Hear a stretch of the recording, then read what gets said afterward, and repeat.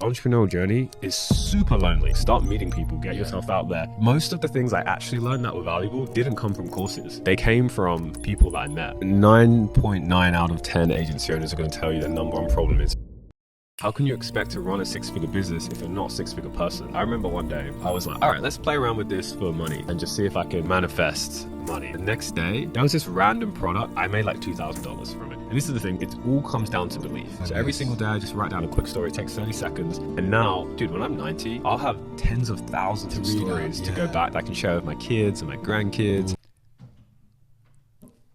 We made it. We made it. We made it in a very unorthodox way. Usually the podcasts, I'm assuming, are just like boom, boom, boom. We got a plan. Let's do it. And we both had podcasts planned this morning. They got canceled. And we both said, hey, let's do a pod together. And here we are. And honestly, I start every podcast just by saying, thank you, God. Super blessed. And I just hope that we honor the gifts that we're given,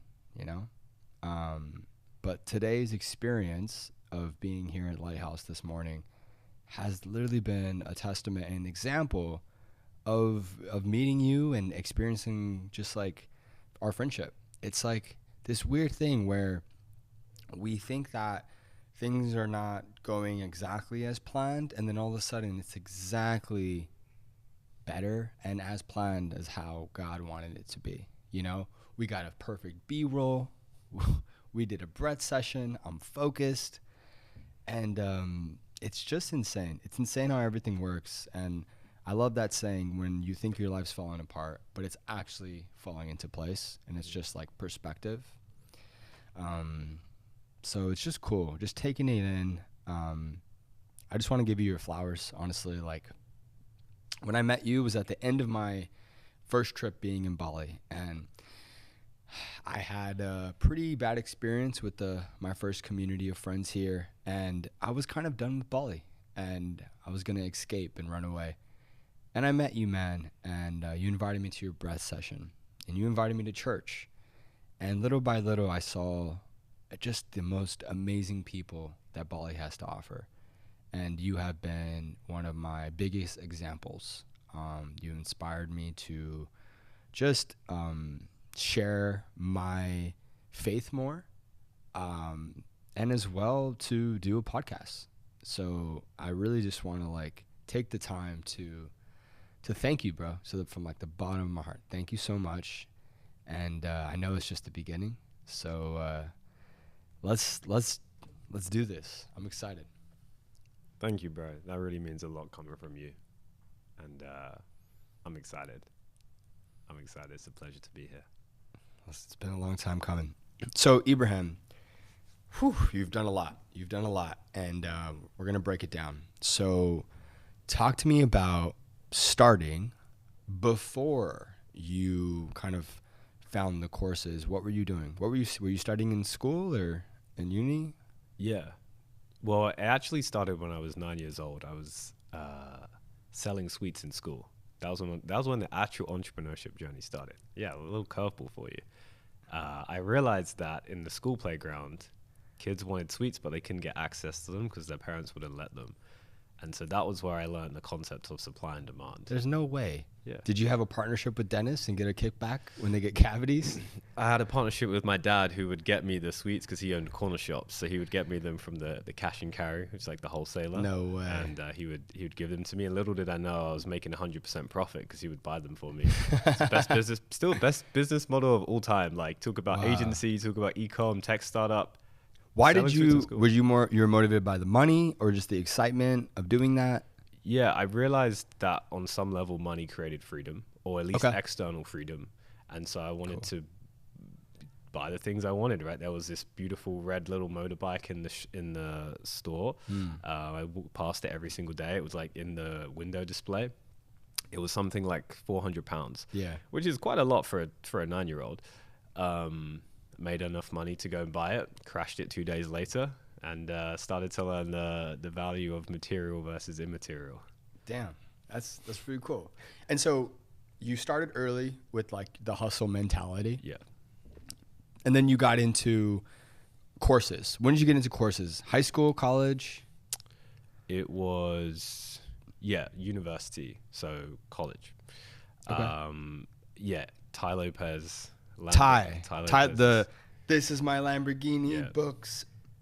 That was your first course. Yeah. So I saw his ads on YouTube. Okay. Him and his, here in my garage, just bought this new Lamborghini. No way. And he was like, the whole world was, you couldn't go anywhere without seeing this guy. Yeah, for sure. Everyone in my university was like laughing at him. Yeah. Obviously, or making fun, or like he's a scam, Exactly. or everything, right? I thought all the same things, but eventually I like just listened to what the dude had to say. I was like, all right, this was my perspective. If he's spending this much money to try and reach people, then there's obviously a reason why. And he's been doing it for so long. I was like, okay, maybe it's not a scam. And so I just watched through this whole thing. I bought his course, which was the biggest investment I'd ever made. Okay. Up until that time, it was $67. And that genuinely to me was a huge investment back then. Of course. That was like my going out money for the Saturday night. Yeah, yeah. I bought the course and it was just him sharing lessons from mentors, 67 lessons over 67 days. Wow, that's cool. It was very powerful, and it taught one of the skills of consistency, of sticking with something, because it takes 67 days to form a habit. So it's smart the way he did it. Oh, powerful. Went through the whole thing, and there was two main takeaways that I got from it. One was start reading books, and not just any old books. Start reading books that are going to really educate you, business books, biographies of the best, entrepreneurs, artists of our time. And two, find a mentor. Yeah. So that was what I started to learn. Find a mentor. One day I'm in a workshop at my university, and this guy's coming to speak, and he was an ex-student. So I was 20 years old at this point. He was 30 years old. Okay. And he ran a 7-figure marketing agency. And he had a family, he had a beautiful wife, he had a successful company, he had this office, and it basically was exactly the life I wanted to live. And he was exactly 10 years older than me. And what I learned from this course was go find someone who's already done what you want to do, who can just basically cut that 10 years down into maybe like 6 months or a year. Because the most valuable thing in life is not money. It's time, because it's the only thing we can't get back. It's the only finite resource. So he's doing this talk. I'm sitting there in the back of this workshop, like I'm kind of nervous. You paid again? Yeah. Okay. Yeah. All I'm thinking is, though, I'm not even listening to what he has to say. All I'm thinking is like, how can I get this guy to be my mentor? I'm like sweating in the back, and the talk was amazing. After everyone went to speak to this guy, just saying thank you, whatever. I waited till the very, very end. It was just me and him in the room. And it was one of those moments where I was like, all right, we got to go do it. So I just went up to him. I was like, man, really thank you for coming. That talk was amazing. I want to work for you for free. And I just kind of like vomited it out onto him. And he was just like, he just looked at me and he smiled and he was like, no. And I didn't understand why at the time. Yeah. It was only later I realized I was more of a liability than an asset to him. 100%. I'm working for free means he's training me and taking care of all my mess. Yeah. But we went for coffee. And what happened is we became friends. And he was really into personal development, as was I. Nice. We just became friends. And I spent months with him. And what happened was I went to his office, and so he became your mentor. Yeah. And here's the thing with mentorship, though. It's not about the information. Yeah. It was the way I could see how he would respond to an employee, or how he would handle a business negotiation, or he would ask me to do a little project. I could run Facebook ads back then. They couldn't do that. So he'd be like, hey, you run this. Just bill me whatever your hourly rate is at the end. I was like, oh, this is my first client. So I ran back to the library in my university and I Google, how much does a marketing consultant get paid? And it was £83 per hour. And you charged that? Yeah, bro. It was like 10 hours. So I made that's like $1,000. And that was my first ever client, was my mentor. And but what it did more importantly was it gave me the belief, because gave you the belief. 100%. Seven-figure company rated #1 by Google in Europe. Let's go. And he's like, here am I, this university kid, and he's like, yeah, just go and do this project. It was for like a US university for like a hemp hack. It was this hackathon thing I had to promote, and that was how I got my start. And I realized, like, it taught me, I can just, instead of like just trying to figure it out by myself, I can just ask someone who's already done it. Yeah. And here's the thing I realized is, like, the most successful people want to give back if they can see themselves in you. And he could see himself in me because I would go to that meeting with him and whatever he said, I would just go and execute. Yeah. And then he would get a level of fulfillment from that. And so a lot of people ask me now, like, how do I get you to mentor me? Or how do I find a mentor? Just do what they say and show them that you've got grit. Because show up, because the way to lose a mentor is by just asking them loads of questions and then a year later you're still in the same spot because then you've just wasted their time. Exactly. So that was how I got started. That's amazing. Yeah. I mean, let's go back a little bit. The guru. I mean, there's so many gurus out there. Yeah. And they have a bad rap, right? Yeah. For better or worse. Some of them are scamming people, so that's why majority of them get a bad rap. But at the end of the day, they are trying to provide some type of value. And just like we talked about earlier in the pod, it's perspective. You can think of them as a scam and maybe you'll get scammed. Or you just figure out what they're trying to teach you and truly internalize it, and it's probably going to benefit you. I mean, think about it like this. If Ty Lopez went in his garage or in his backyard with a beautiful nature and said, hey guys, I started some courses. It's going to teach you how to read books, how to stay consistent, and how to find a mentor. $60. Let me know if you're interested. I wonder how many people he would have actually got instead of just doing the Lamborghini garage thing, right? And I think that is an interesting place to kind of understand, because it's like, is he doing the scammy thing, or does he have to do that to get people to actually recognize it to then do it? So where is the miscommunication, right?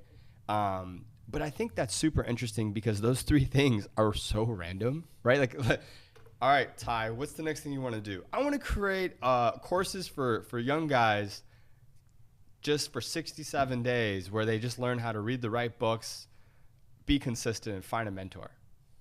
His assistant's probably like, okay. and then it blew up, right? And I think that's beautiful, honestly. And shout out to him, and I'm so happy that you actually got the benefit out of that, and who knows what other benefits you got from that. But that's so interesting. And I agree with you with the mentor thing too. It's like, at the end of the day, guys, if you want to work for anyone, like if you just are motivated to learn and you're showing execution that like you put it to work, it's the most fulfillment anyone can get. So what Ebrahim just said, find your mentor and show the work and show up, and they will always keep coaching you, keep pushing you through. And then the sky's the limit, right? Like, honestly. So Ebrahim, real quick, there's so many gurus out there. There's so many coaches out there. Like, now it's a bit easier to find courses, but is it still a problem to still find the right courses or the right coaches? Or is there a platform that I can go to find that? Or what's out there now? It's still, I'd say it's still the Wild West. Okay. Honestly, it's gotcha. Like when I did it, there was like no gurus. So it was just him, right? So he was just like the first guy to do it. So it was like, I go to this guy. Now there's infinite gurus, right? Okay. For me, it comes down to a couple of things. Number one, are they actually like living the life and embodying the values that I want to live? Okay. Right? So are they actually where I want to be in their own life? That's first. How do you find that out? You have to Stalking? You have to research them, right? Okay. You have to look, at least for me, like because look, you can make social media look like anything, right? So just doing research at this point now, like I almost always know someone who's connected to the person. So that's the best way I find for a mutual connection. But if I didn't have that, it would just be just doing my due diligence. Okay. You got to remember, like in the guru world, like they're so good at marketing and they know how to play on human psychology to get you to act quickly. Yeah. So this is a really good test I'll do for myself, is like, do I feel like I'm being rushed to act right now? If so, just take a step back, because then you're probably acting on emotion. There's a kind of in the Bible, it says the devil rushes and God takes his time. Wow. If you ever feel like you're having to act on urgency, just take a beat. Just take a minute. Wow. It's not going to kill you to slow down for a second, right? In fact, you're going to probably make a better decision. Because if you still want it the next day, then the chances are it's more of a right decision, because it's more of a logical, well thought out, rational decision. So I look at that. Are they actually like living the life I want to live? Do they actually have what I quote unquote want? Yeah. Because if they don't, then why am I listening to them? And that's a lot of them. How important is it to find someone that went through their course and talk to them? It's helpful, but I wouldn't say it's essential. Because the thing is like everyone's got an opinion, right? Like you can have like for that course I went through, there'll be a million people who said it was crap. Yeah. Right. And the reason why is because they just like either didn't even go through it, which most people don't even complete courses, by the way, or the reality is like a course isn't necessarily going to change all aspects of you and turn your whole life around. It will work on one piece. And this is what people need to realize is like, it's a journey of like, you take one step, maybe you get 1 or 2 nuggets from one, that gets you to the next level. And then you find your next mentor, you get a few things from them, that takes you to the next level. It's stepping stones. There's no one thing that just propels you to exactly where you want to be. What is the guru industry missing right now? I mean, there's so many course creators now, or like there's platforms like School that allow you to help build a course and community. What else is there anything missing right now within that industry that like can be an opportunity or a problem to solve? From a business perspective, verification. So having a way to verify, like Gurus. if there was like, okay, you say this, show the receipts. Right, so done. Specifically on what the guru claims, there's like a Twitter verification on it. Yeah. Guru tag. Yeah, there you go. Guru tag. Someone build that guru tag.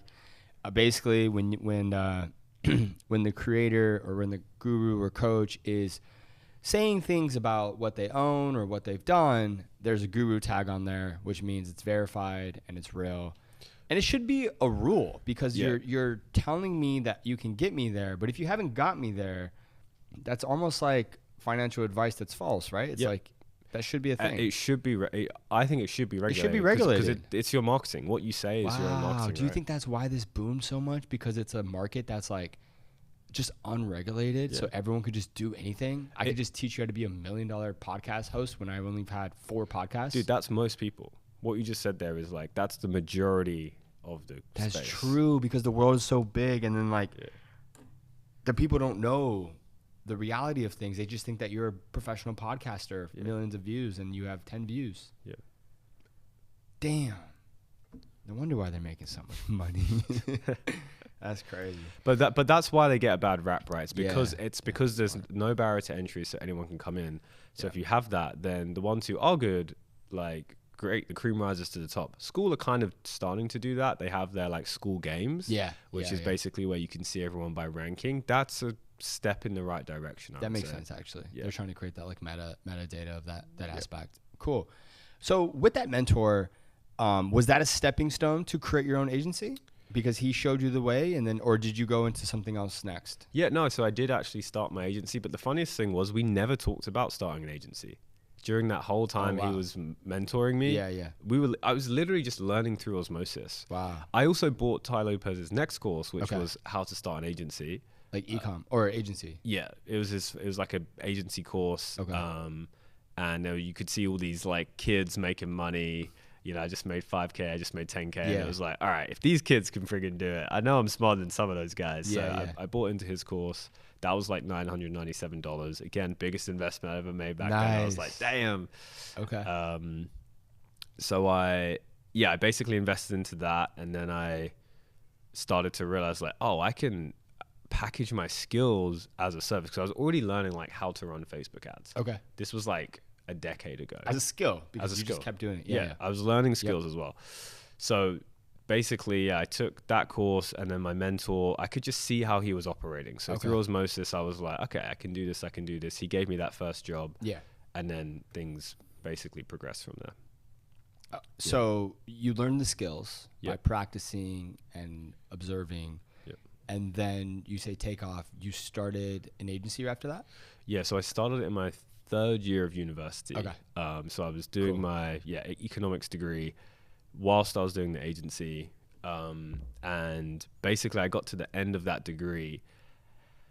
I remember like I just finished all my exams, and all my friends were applying to their investment bank jobs. JP Morgan, Goldman Sachs. And that was what I was meant to be doing. 7 stages of interviews. I can never imagine you there. Dude. In a million years. Dude, you interview for like 2 months. That's and then crazy. You get rejected at the last interview. And being real, like I was looking at these guys, I was like, they're way smarter than me. Yeah. So if they're getting rejected, God, what's going to happen to me? So I was like, okay, look, two options. One, I go apply for the job that I just spent 5 years and a lot of money investing into. Yeah. That's the quote unquote safe route that everyone told me. Yep. Or two is try this online business thing that no one around me is doing and I have no proof of concept. Yeah. Foolish.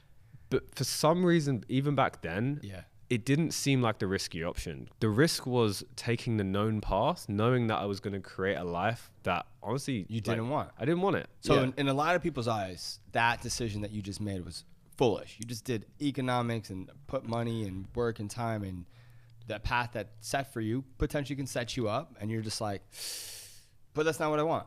And I believe in myself, and we're just going to go figure this out. But I don't know what it is. And you went into what kind of agency? Just one thing I'll say on that is like, if you're someone listening to this where you're in that decision tree point where it's like, do I go this way or that way? Yeah. I just played worst case scenario. So I was like, okay, what is the worst case scenario? I do this thing. I spend 3 years just trying to figure out, I make no money. Yeah.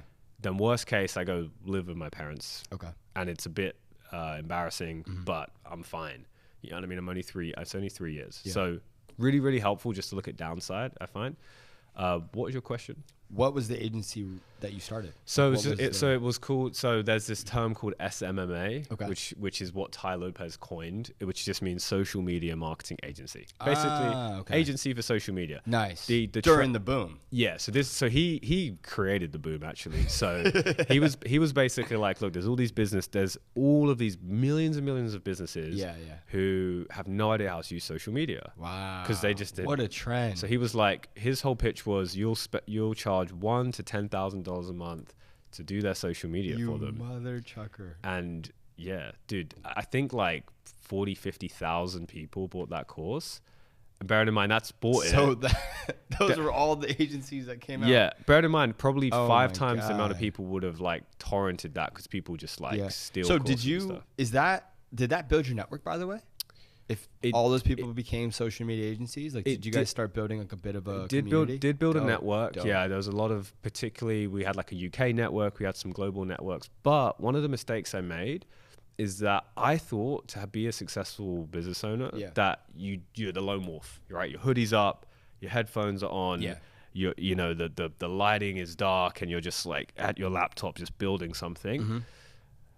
And maybe that's true for certain industries, but for me, like I realized entrepreneurial journey is super lonely. It's lonely enough as it is. 100%. And so if I could go back, and this is one of the things I tell the guys I work with is like, actually like be intentional with networking, like start meeting people, get yourself out there straight away. Because most of the things I actually learned that were valuable didn't come from courses. They came from people that I met, like people who are actually doing it. People want to belong. And when you're building a business, it's almost like you're building a beacon. And people that believe in that beacon and want to follow that beacon can join. And when you find people that believe in your beacon and that want to follow you, it's one of the most beautiful things you can have. And so a lot of the people that want to do their own thing, they're missing out on the best quality of building a brand or a business or a product is you're finding like-minded individuals that want to help you win. And that's definitely like huge. So what agency is your main agency that like got kicked off? Was that the real estate one? Yeah. What is it called? So it's called Prop Media. Okay. I actually started just by testing some different industries. So one of my first clients was actually an insurance company. Okay. My housemate's dad, I remember on the last day of university, we were all moving out of our house, and his housemate's dad came up to me. I was kind of scared of him, to be honest, because he's like owns all these insurance companies. He's very like, and he came up to me and he said, "Oh, Sean said, my friend, you're running an agency for social media. We actually need that." So dude, my first in-person meeting was as I'd moved back to London. In the city, in like one of the biggest office towers in London. It was me going into this boardroom with him. Everyone's fully suited. Do you know Nando's? No. Okay, so Nando's is a huge chicken chain in Europe. Yum. The investor of Nando's was one of their business partners. Wow. This is like a it's like KFC or something like that. Wow. Big time. And here I am, I'm 20, pitching to these guys about how I'm going to run their Facebook ads, social media for them. And it actually worked. It worked, and they were a client for like 3 years. That's crazy. Yeah, so like I did different things, and here's the thing: is like sometimes you just gotta like throw shit at a wall, Spaghetti, and just try and figure it out. Like it wasn't perfect at the beginning, but like I did get clients pretty quickly because I understood of just like just get yourself. Well, you're putting the work in. Yeah. When you know the skills, you're bringing value. It's gonna come, right? And you weren't a know-it-all, right? You were being a little foolish. You're like, I don't know how to do this, but I'm gonna figure it out. And you guys are older and smarter, but like I'm gonna put the work in. And if you believe in me, let's get this done, right? I think that is a beautiful way to work and get started. And niching is really important. How did you find the niche of real estate to create prop media? Like what made you realize this is my niche? Dude, everyone always asks me this. And honestly, dude, it's like maybe an underwhelming answer. I just started working with a real estate agent one day. And like, one, enjoyed working with him. Yeah.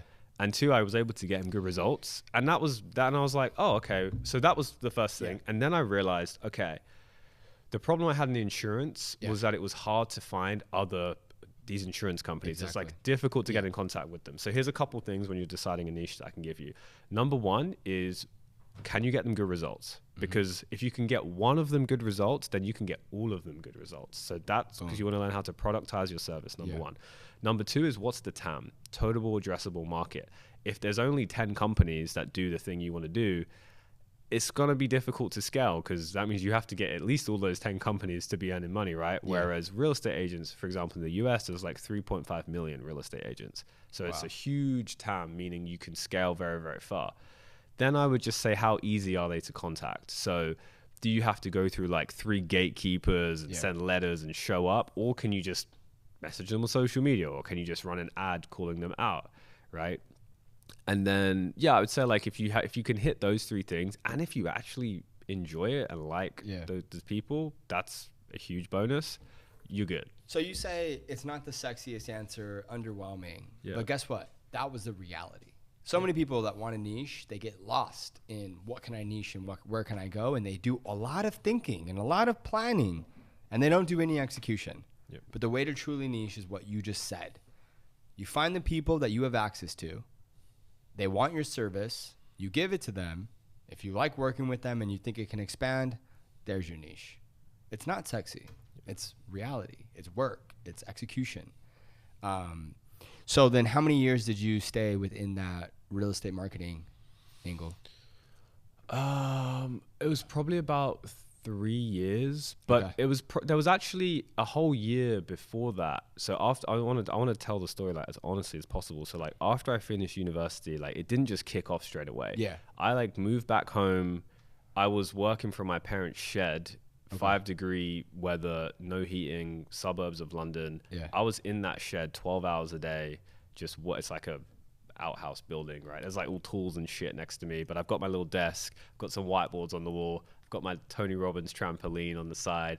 I'm jumping up, I'm like getting into a good state. And it took me quite a few months to figure it out. I was doing the agency, and back then the driver was not inspiration. The driver was get out of parents' shed. So when people ask me like, what's your purpose? Well, back then my purpose was to not be in a shed. Right? And so eventually like I made enough money, and I moved into like, I had this dream penthouse on my vision board in London, and I moved out. Got it. I got it. No way. Yeah, I got it. And here's the thing though, like I moved into it. My parents dropped me off. All the boxes were left in the apartment, and I was left on my own. And I was standing on the balcony, and I was looking at it was like a smoky London skyline. It was the nighttime. And I was looking at it, and I was like, damn, all right, I guess I've made it. And this was when I was probably making like, I don't know, 20 grand a month or something. Whoa, time out. 20 grand a month? So you scaled your agency to pretty good numbers as a young guy. And what was your tactic? Like, what was your main, like, was it you had like ultimate lead gen, you were good at closing? Like, how did you do that? I would say, I mean, you have to first of all figure out your offer before that. So everyone always skips to like, what's the like one tactic? Reality is like, you need a really good offer. You need something that resonates with your market. So like by this point, I just started to work with real estate agents and figure it out. This is Nice. why so before that, it was quite stagnant. It was like a couple K a month, 3K, 5K, back down to 1K. You know, it was like very much like that. And then you figured out an offer. I figured out the offer. As in like a hook? No, so the offer is like, what are you actually getting, right? Like, what is the customer getting from you? So for me, it was like, okay, real estate agents get X amount of leads or get X amount of appointments. Oh, for this price. Yeah. And then if X happens, more price. Yeah. Okay, this is interesting. A lot of people that I've worked with, including myself, have a problem with creating offers. Yeah.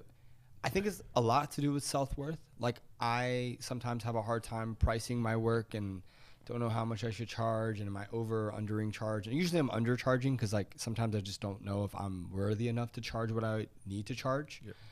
Yeah. Do you think it's hard for people to create an offer? We can definitely go into self-worth. Maybe that's another tangent we can go down. Yeah, for sure. But in terms of how to create an offer, the reason why people struggle creating offers is because they're looking at, okay, how much of my energy does this require and what can I charge for it? Yeah. You're looking at it the wrong way. Oh, shit. You need to be looking at how big is the problem that I'm solving, and therefore what is that worth, right? You're thinking about you. But how do you break down the problem? Time they're wasted, money they're wasting, Yep. opportunity they're missing out of. Exactly. And then you diagram that out. And yeah, diagram it out and actually put numerical values to it, right? So it's a formula. yeah, So this could be a product. yeah, And if people are having a lot of trouble creating offers, if we were to create a offer builder where it's like, what industry are you in? And then here's a formula that you can plug in, and then it'll shoot out a one-page offer with actual numbers, that might help a lot of people. Yeah. I wonder if there's something like that. possibly. Interesting. But that's essentially it. It's instead of looking at, because here's the thing, for you like to sit down with someone for an hour, right? You're like, oh, I'm just sitting down with someone for an hour. Yeah. But that's because of all of the years prior and all of your experience. So it's not 100%. how much is that hour worth, it's what's that 10 years worth of that expertise every single day, and you doing what you do. And you need to put that all in one place to show that. And then once you have that, you actually have something that you're promoting. And then once someone hits it, you're getting paid what you're worth, and you can scale. So you found your offer. And then you got to finally get paid for the value you're providing. And then you provided that value, and it scaled. And while you were scaling, did you find like more passion towards the real estate market because you were just kind of growing and learning about these people? And yeah, here's the thing. That's like, cool. When you're like gaining traction with something, it's a lot easier to be passionate about it, right? My brother-in-law told me this. He was like, because when I'd have like days where I was struggling, I was like, I don't know if I want to do this. This is not my purpose. Yeah, you know, I want to work with real estate agents. He's like an old school guy. Yeah. He's like all this millennial shit. He's just like he doesn't even understand what that means. What do you mean you're trying to do your passion? He's just like, just go make money. But this was a really valuable perspective. He was like, the reality is, man, like when you're doing well, you'll be passionate because it's not just about the money. It's about the fact that you're going to be helping more people. You're going to be getting good results, and that will fulfill you to a degree, right? So it's like it becomes a self-fulfilling cycle. You can find that passion within it. And actually, here's maybe a different take. I would never recommend starting your first business as your passion. Of course. Because you're probably going to fail. And so you've just then burnt out that passion. Whereas, dude, this is why it's taken me so many years to really be going all into conscious entrepreneur now, because I now have so many skills that are going to make it so much more successful than if I tried to do this 5 years ago. It's like I wanted to do this 5 years ago, but it probably wouldn't have gone well. Dude, guys, listen to what he just said. That was so powerful. Don't build your first business on your passion. You're going to ruin your passion because business is hard and slow and it hurts and it's not going to work the first time. So take your time, do tangible work, follow the customers, follow the money, follow the skills, follow the value. And when the time is right, you'll build out your passion project. Bro, that was so good. That was so good. And so you scaled your thing. Before we leave this real quick, what is the main problem people have when scaling an agency? In terms of just like, is it adopting all the tools or the customers? Like, let's say I started an agency and like, you know, I'm scaling, I found my offer. I'm starting to get customers now. What's the main problem I'm going to run into? 9.9 out of 10 agency owners are going to tell you their number one problem is leads, finding enough qualified leads to speak to. That's most businesses, that makes sense. Most businesses, in fact, will say that. Yeah. It's not the real problem. Because here's the thing. I can give you a bunch of leads. Mm-hmm. Your agency is not going to scale. Your problem is you. And most agency owners don't want to hear this, but they're just not yet the person who is capable of running a successful business, right? Like, how can you expect to run a six-figure business if you're not a six-figure person? The reason why I was able to scale, like, pretty quick in that period of time is because I'd already done all of the personal development, internal work. I was working on my mindset, how to manage my emotions, my health, consistency, all of these like softer skills that aren't like programming or ads. I also had the hard skills, but it was those skills that enabled me to become the person who could actually run and sustain that business. So it's like, that is the real answer. And when did that hit you? Was it when you got your penthouse and you were looking at the view? When you realized? No, dude, I realized it when I started reading books. So when good old Ty told me to start reading books, I started reading these biographies. And then I realized like, all these guys, like Steve Jobs was taking mushrooms, bro. That's how he created Apple. Like they were doing all these other things outside of just the work that made them into that person. And so, but that stuff isn't talked about as much. Just real quick, bro. Where did you get the six-figure person from? It just came through one day, yeah. Bro, that needs to be something. Like, you're going to use that. Yeah. Like, you need to be a six-figure person to run a six-figure business. Like, I mean, I absolutely love that. Like, it sounds so good. You got your penthouse. You're looking at the view. You made it. In my eyes, you're on your knees crying, happy. Yeah. You weren't talking that way. Tell me what the heck happened. Yeah, man. So it was like the external reality was that moment that I'd envisioned in my head thousands of times. Every single day I was visualizing this moment of like, this is what it's going to look like. Let's go. But reality wasn't actually like that. Internally, dude, I felt lonely. I felt insecure. I felt fearful that I would lose everything because I didn't feel worthy of it. Dang.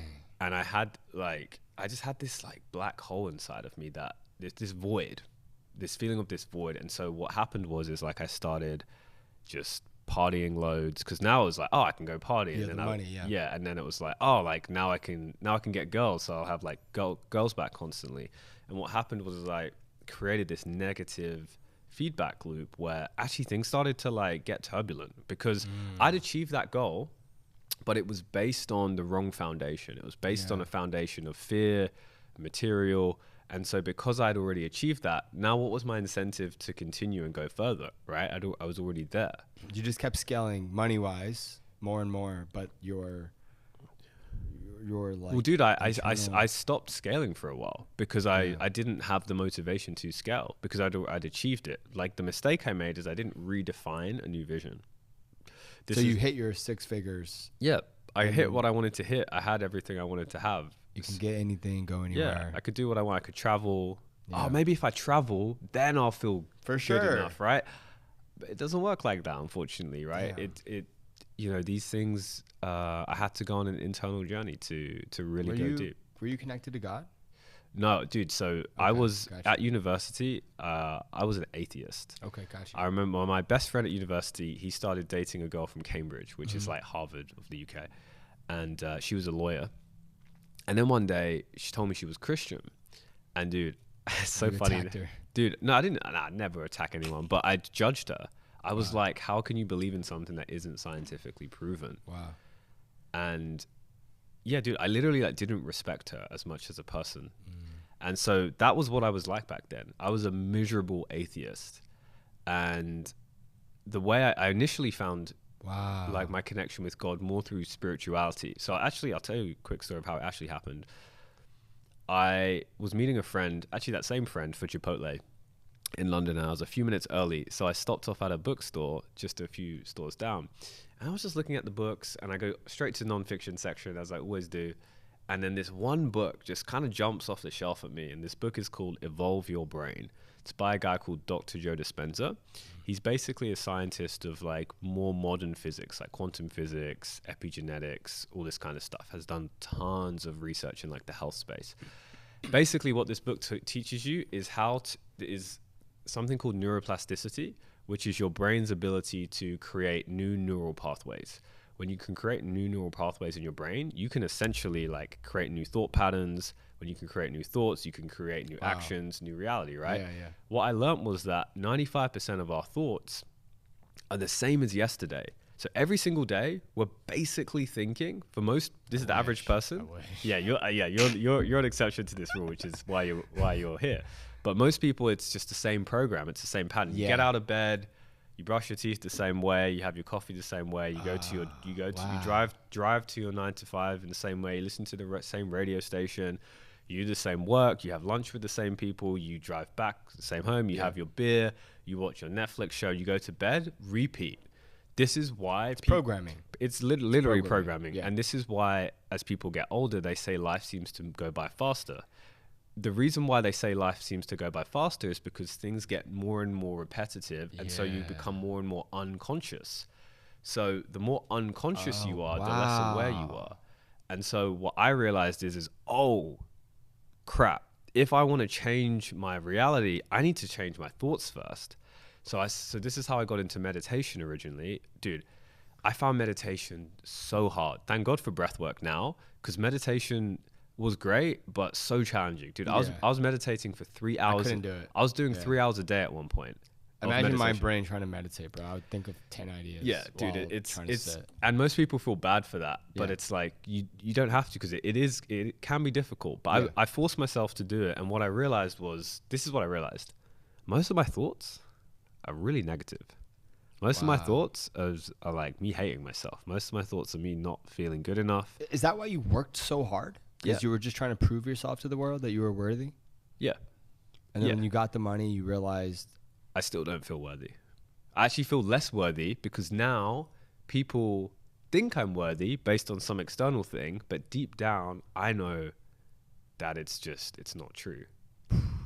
Bro, right? That's a hard place to be. Well, that's most entrepreneurs, if they're honest. So our friends that we've been meeting and working with, like six-figure companies, some of them are feeling that. Almost all of them. Yeah.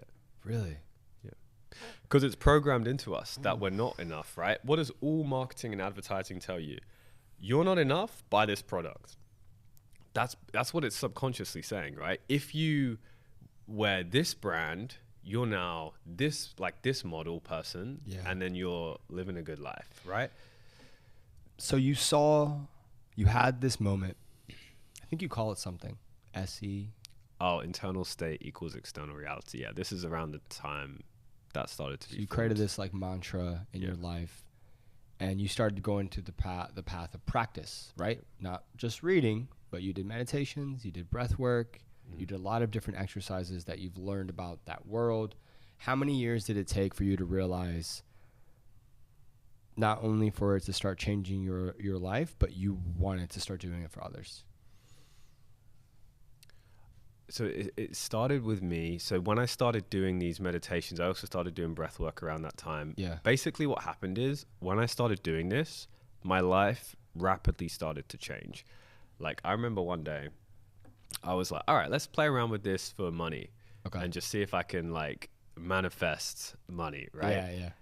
And then what started to happen, I remember the first day I did it, the next day, there was this random product that I was an affiliate for. I made like $2,000 from it. Just came out of nowhere. Nice. Most people would be like, oh yeah, it's just a coincidence. But I just done 3 months of like study and understanding of how like this physics works. So I was like, okay, maybe there's some belief there. And this is the thing, bro. It all comes down to belief. So this is why, like, quick side tangent, believers in God have this like strong faith. They're choosing to believe that, and that belief gets stronger and stronger over time. Yeah. The stronger that belief is, the more true it becomes.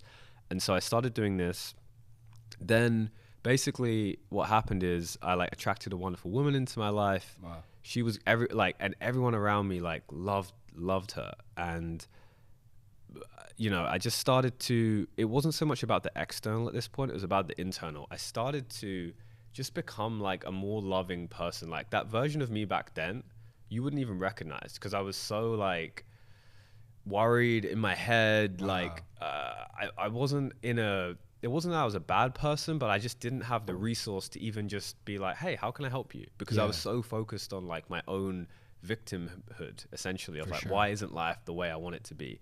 So I became this whole new person, and then what happened was people started to recognize it, and then I could actually start to be in service to other people. Now I had something to give, whether it was a family member, a friend, like someone also running an agency. They just started to see like something's changed. And this honestly only took a few months for that to happen, because it's like, it's non-linear, like with this stuff. So like a lot of people, when they try to help others, they actually haven't helped themselves. And I think one thing that you've really displayed in your story is that you put the work in before you try to give it to others. And I think that's really commendable. And I think this concept of business professionals needing guidance on internal is really interesting, because I used to be a coach at day one, where I would coach founders, like 60 founders. We scaled the community quite large.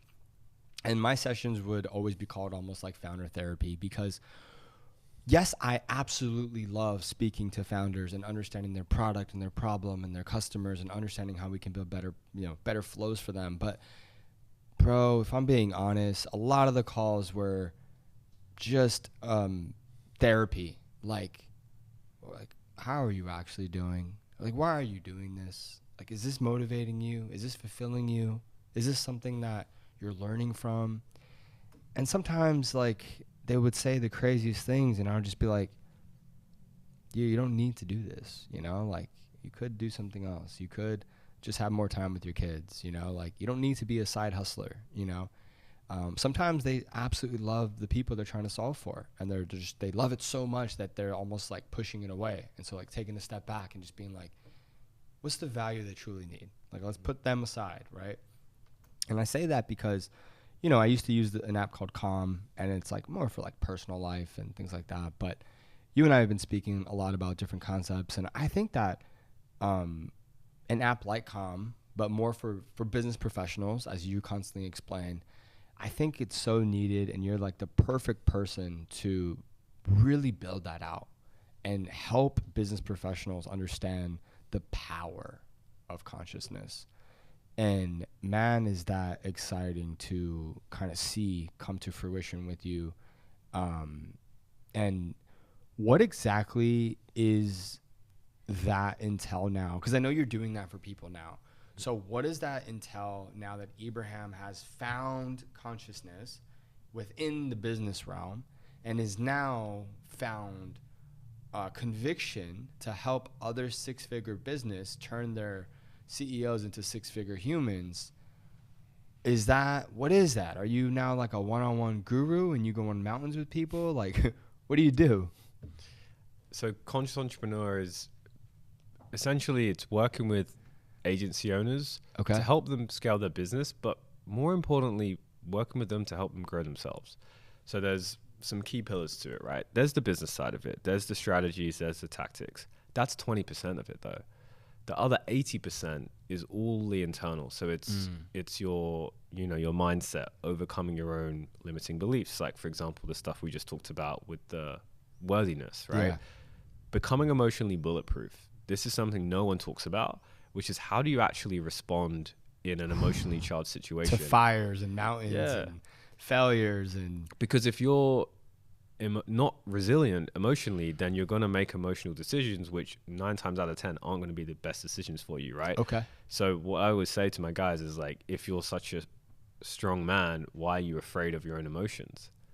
Because most guys actually are, because it's vulnerable. Okay. Right? And they think that being emotional and experiencing emotions are the same thing. They're not. Being emotional is, I don't have control over my own emotions. Yeah. Being emotionally bulletproof is, things happen, I can experience the emotion, and then I can now act in a cool, calm, and collected way. So that's pillar number 2. Pillar number 3 is relationships. No one talks about this either in relation to business. So your intimate relationships, your dating, your friendships, these things have a huge impact on your business, right? If you have a girlfriend or you're married and you have a big fight with your wife, that's going to affect you in business that day. So how do you manage that? Also, your business relationships. Absolutely. Really important. Exactly. If you're not good at building relationships in the business and keeping them and nurturing them, you're missing out on half your benefit. 100%.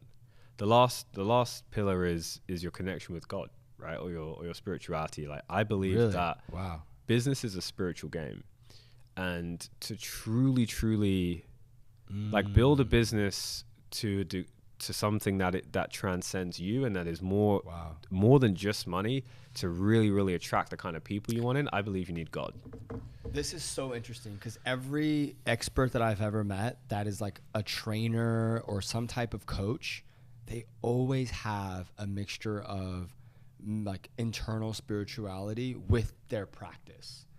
Even Tim Grover, the trainer of Michael Jordan and Kobe, like, he in his book talks about, he was not just a trainer. He was a life coach and a motivator and an internal, like, helping them understand what's happening inside their body, and it's like in their mind. And I think that if you're truly in love with what you're doing and you are obsessed with it and you're trying to coach someone on anything, you're probably going to have some type of spiritual and mental side to it.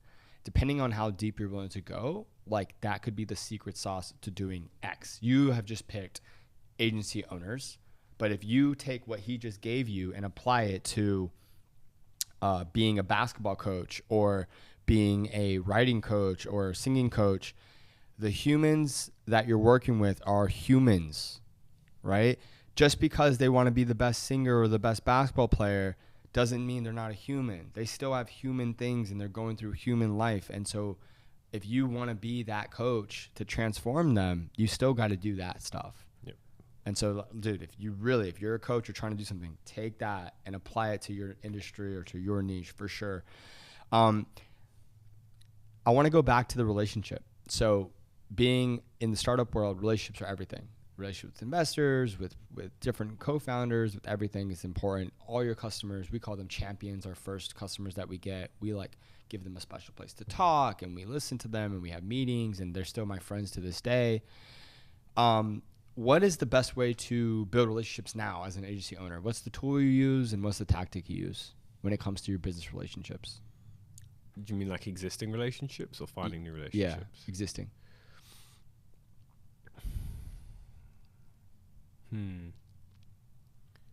For me, it's really listening. Okay. Everyone wants to talk about their thing and what they do, and for me, it's just truly hearing people out. And like you said earlier, I don't know if it was on or off camera, actively listening, because ultimately as humans, we just want to be understood. We want to feel like someone understands us, and the only way to authentically do that is to really hear what someone has to say. Yeah. And dude, that's what people go and pay $500 an hour in therapy for, to lay back on a chair and just be listened to, right? So I do that. I listen. And when it comes to relationships, I find it hard to maintain them sometimes. I actually, like, for you guys listening, had this idea that you guys can take or play around with, and I'd love to talk to you about it. I've always had this concept that I've wanted for life, which was like a contact book on steroids, where it's like, now let's say we put GPT as the person in charge of our contacts. So when I have a contact, let's say I just met Alfred downstairs, and he owns a coffee shop and he's been doing it for 10 years. And it's like, we just had a cool talk, and now I want to plan a podcast with him and do other work with him and connect him to this guy as well. I just tell my GPT, hey, add Alfred to my contacts.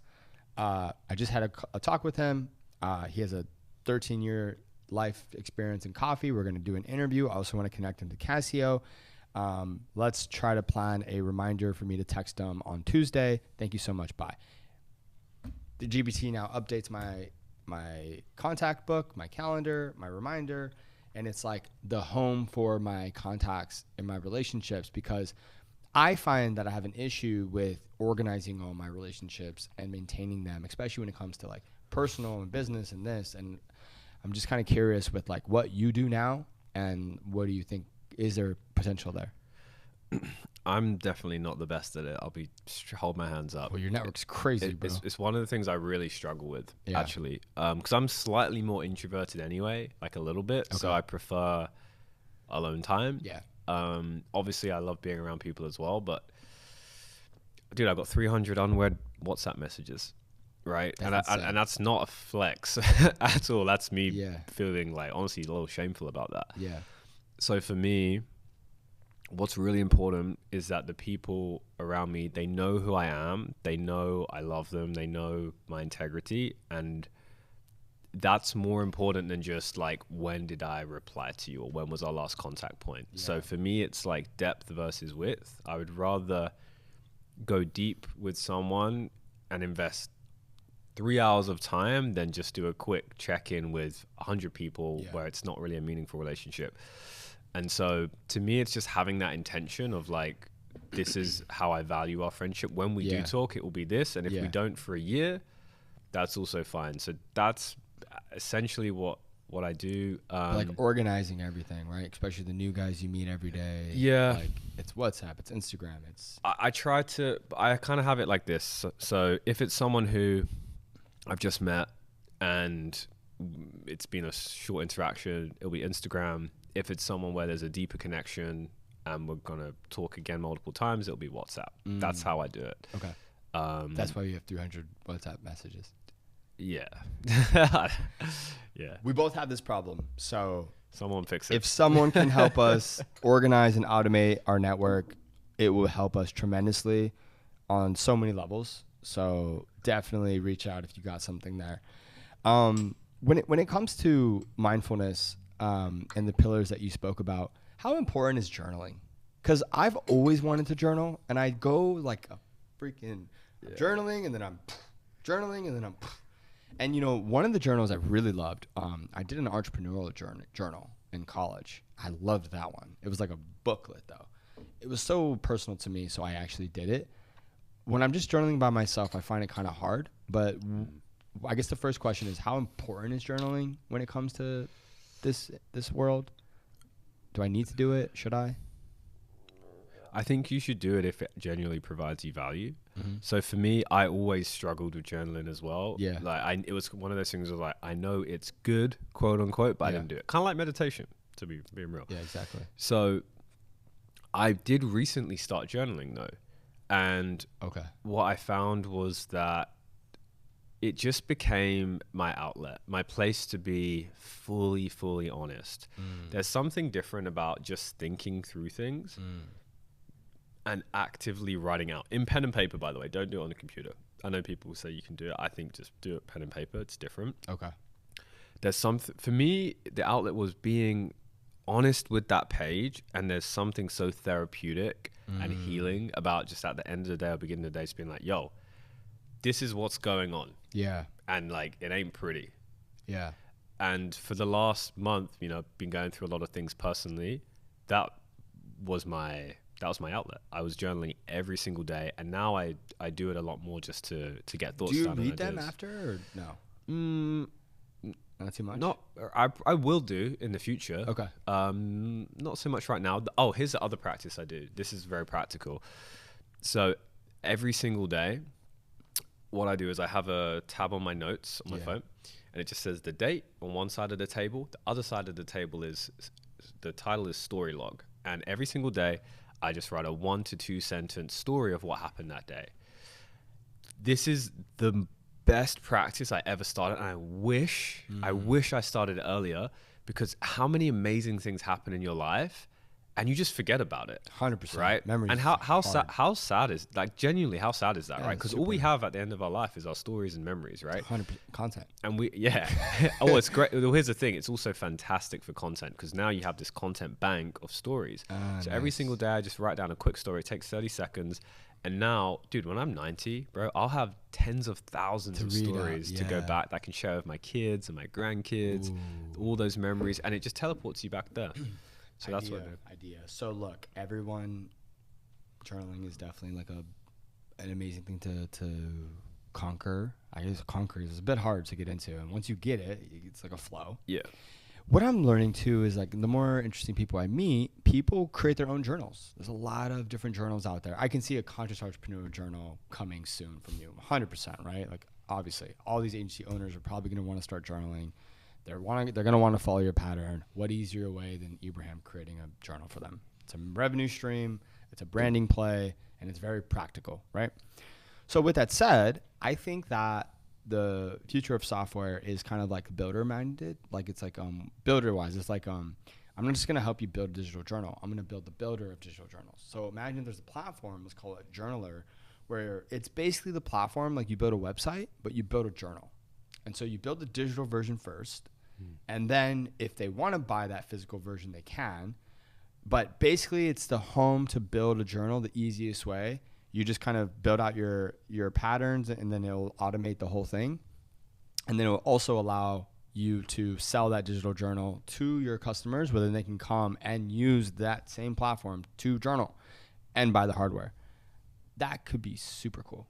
That's a really cool idea. That could be cool. I like that. Yeah. We could definitely build that. Yeah. We could start with just your journal first, like the conscious, which I would want to use, by the way, because I know that with you, like Prosper, like you want to create a world of consciousness, but practical for the entrepreneur. I would do a journal that way. If I know, it's kind of like the breath work with you. Like breath work to me is like meditation, but very practical. You're helping me breathe. You're helping me walk through the thing. That's why I had my most life-changing breath experiences with you, right? It was like you walked me through the whole thing and you pushed me really hard to get there. I had a journal that did that because it's hard to get into that. And it's sometimes as an entrepreneur, you're like, do I really need to do this? But you make things practical when it comes to the conscious state. So if you gave me a journal that's practical to become the best entrepreneur I could become, I promise you I would use it and I would share it with everyone. So definitely let's test that out. I just got that, right? So moving forward, what is it like to work with you? Like, let's say I'm your client. What are you doing? Is it breath sessions? Are you opening up my brain? Like, what is this like? Yeah, it's right now it's very tailored to where you truly are. So Okay. for me, like, there's how do you work with people, right? There's courses. Yeah. There's books. There's coaching, group coaching programs. There's masterminds, and then there's like one-on-one. Right now, like, I'm basically just doing one-on-one, and it's totally not scalable in the long term. But what I found is that truly where I've had the most life transformation myself and where I've been able to give it to others has been one-on-one. So right now it's completely tailored. So it's okay, where are you at in your journey, in your business journey? Where are you at in your personal journey? Where do we want to get you to? Okay, is that really where you want to get to, or is that just where you want to get to because someone else told you should get there? Getting crystal clear on that vision first. So now we know where we're actually going, right? We have a roadmap of this is the goal, this is where we're currently at. And then it's just working back from there. I give you the strategies you need to start successfully growing your business. Yeah. And then a lot of it's going to be the internal work. So every single week we meet, we have a one-on-one. Okay. We're going to be diving into the 5 pillars. So the business, the mindset, the emotions, the relationships, and the spirituality. By the way, that needs to be a brand. I mean, you can call it 5 pillars, but if it's like 5X and it's like known as the Ebrahim method, because you did build that method out and you're going to be practicing that method over and over again, it would be better if it was like the 5X by Conscious Entrepreneur. It's definitely like an easy, like, dude, you're so good at this stuff, man. And I'm just saying, that's a really good method that you've created. Own that method. Hire this guy if you run a business. Seriously, I'm like blessed that you're my housemate because it's like every day you're like bang, bang. We got app coming out. We got the journal platform.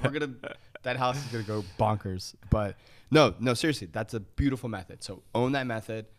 We'll build a brand around that, and that way, like, people will know that, and that also will be your hook. By the way, like if someone says, "What do you do for entrepreneurs?" You say, "Well, I have a 5X method." Boom, boom, boom. We do that every week, and then I have practical tools for them to do that. Yep. Oh, okay, I understand what you do. Okay, Yep. done. Thank you. Yeah. So that would make it super easy. Do you do breath work with them? We do. Yeah. So usually I do breath work either one-to-one or in group. Okay. obviously now with the app that we're working on, coming out, which was probably the first time it's ever dropping live. Oh, which really? is pretty cool. Yeah, I haven't really told anyone about this it. This guy's going to be a tech CEO. Just plot twist, conscious entrepreneur, back to building big business. So with that, with the breath work is a really key part to it, because it's like the bridge, right? Because when you do the breath work, you actually, like when you did it, right? You have an experience.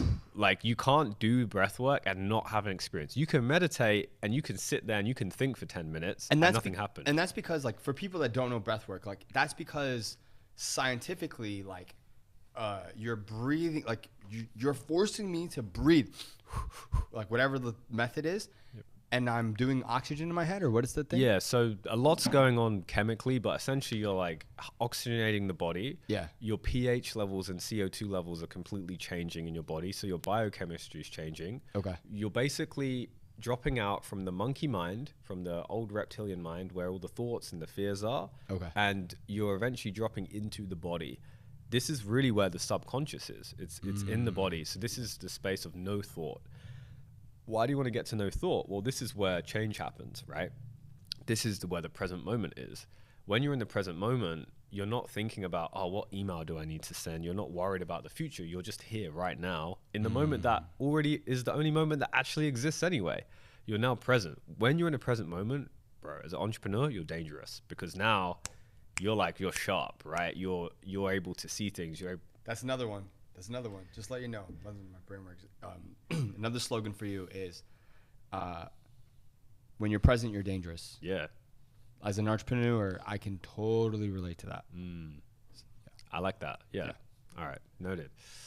So it gets you into the present moment, right? Now, there's a whole host of other benefits. It's how you release trauma, right? We like, that's a whole nother side tangent. Because your brain is so full with oxygen. That your body is now filling as much as possible. Yeah. And everything comes out. Yep. Right? So for you, like, dude, you had a very profound experience, but it was challenging as well, right? Like you let go and process through what might have been a year's worth of therapy in 1 hour. If you guys, I don't know if your video will be out by now, probably will. So after this, go watch the vlog of his breathwork session. It changed my life. Seriously. Like, go watch that. It's super cool. If you haven't done breathwork, it is such a great introduction. And you did something that no one else has ever done, though. And that's what took me to that place of just transformation and like whatever I got, it was God. You used God as the leader, and you talked to me. You're like, Jeremiah, keep going. God has you. God needs you. Like, you were pushing me. And then my buddy next to me, Liam, was like giving me the best, like, having an example of someone, having an example of someone that's actually breathing super properly and heavy, which he found because his girlfriend is Rebecca, who owns Jack's Retreat. It's a beautiful, beautiful facility in Uluwatu.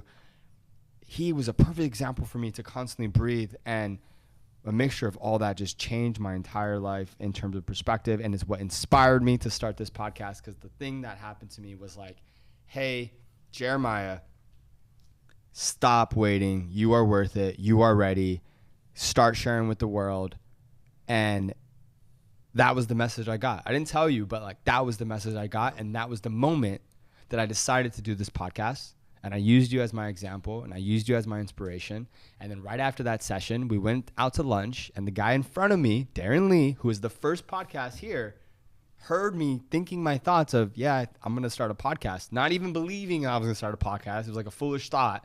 And he literally just says, okay, I'll be your first guest. And that's how this whole thing started. So just, Ebrahim, it's quite interesting that you started this pod saying, feeling completely unworthy of who you are and what you've done, and to get where you are now.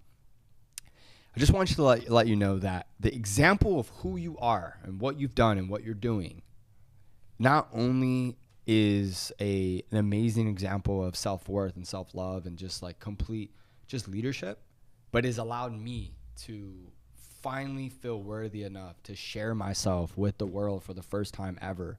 I can't thank you enough, bro. So just thank you. And it's I can't wait to see what happens this year, you know? Thank you, bro. I appreciate that. And dude, it's like you've been doing this your whole life already. This is what you're made for.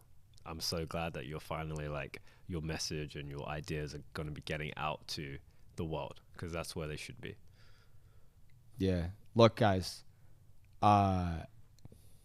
if you are a agency owner, because that's who he's focused on, I mean, you don't even have to take it from me. You can take it from Matt Shields. You can take it from any of his testimonies that he has. If you're ready to just like look inside, trust me, you want to find someone you can trust. You want to find someone you can believe in. This is your guy. Down low, there's a link. You can click it. You can get an introduction to who he is and what he does, and a free breathwork session. So do it. Thank you. Thank you, bro. That was fun. Heck yeah. Yeah, that's cool. That was cool. Think we're good? Yeah. Good. We cut? It's done? Yeah. Yep. I thought you were saying you were done. So do we cut now? Yeah. Okay. Yeah. He was saying like 10 minutes, like 9 minutes or something. So Okay, it was cool. close, Yeah, because I saw in the corner of my eye, so Yeah. I was like, because I had one last thing I wanted to talk about, but I was like, oh, I think